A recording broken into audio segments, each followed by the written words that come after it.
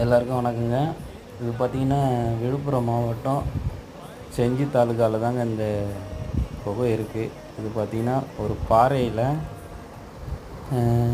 நடுவில் பார்த்திங்கன்னா தூண் மாதிரி ரெடி பண்ணி அழகாக மேலே ஏறுற மாதிரியும் ரெடி பண்ணி உள்ளே வந்து சிலை வைக்கிற மாதிரி இருக்குங்க.